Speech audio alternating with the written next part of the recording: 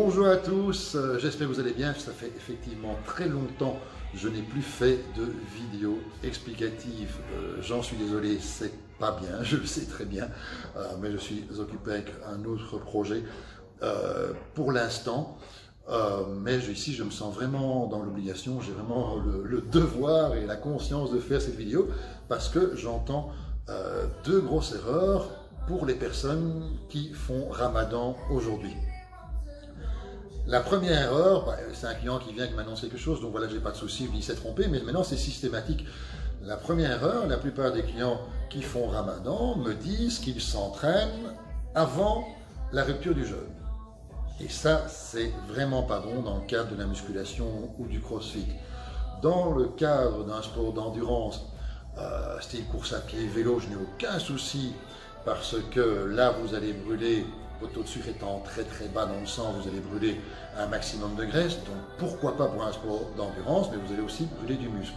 Par contre, dans le cas de la musculation ou du crossfit, votre taux de sucre étant très bas, c'est pas vraiment de la graisse que vous allez brûler parce qu'on rentre en effort anaérobique, vous allez brûler de la protéine, c'est-à-dire des acides aminés, c'est-à-dire de la masse musculaire. C'est vraiment pas le but de rentrer en catabolisme et de perdre du muscle durant le Ramadan. Donc voilà, première chose, entraînez-vous après la rupture du jeûne, donc mangez des protéines, des sucres rapides, style une banane, des sucres lents, pâtes, riz, pain, céréales complets et une bonne source de protéines. Attendez 1h30 et puis entraînez-vous. Pas trop longtemps non plus, ça ne sert à rien parce que vous n'avez pas assez d'énergie, 3/4 d'heure me semble plus qu'assez.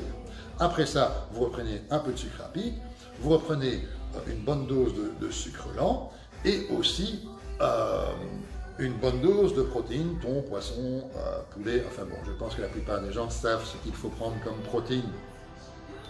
Et puis la deuxième erreur que j'entends, c'est qu'ils viennent chercher une isolate. Une isolate est une protéine qui se digère à raison de 10 grammes de l'heure, tandis qu'une caséine se digère à raison de 6 grammes de l'heure, donc elle est plus lente. Donc en fait, il me dit, je prends une isolée vers 4h30, 5h du matin lors de mon dernier repas, mais ça n'a pas beaucoup de sens puisqu'elle est digérée beaucoup plus vite.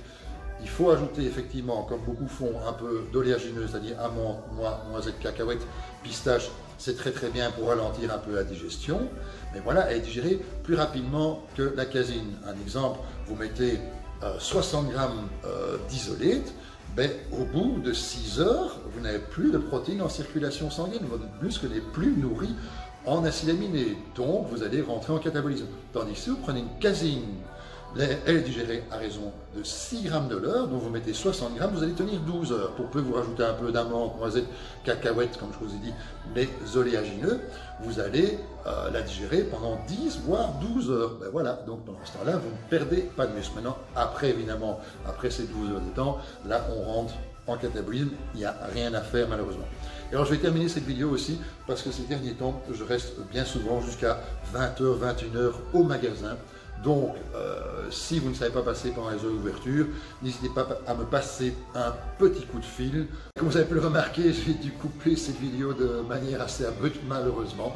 J'espère que cette vidéo vous a plu et vous aura apporté quelques éléments en plus afin de réussir votre diète durant le Ramadan. Merci et à très bientôt. Au revoir.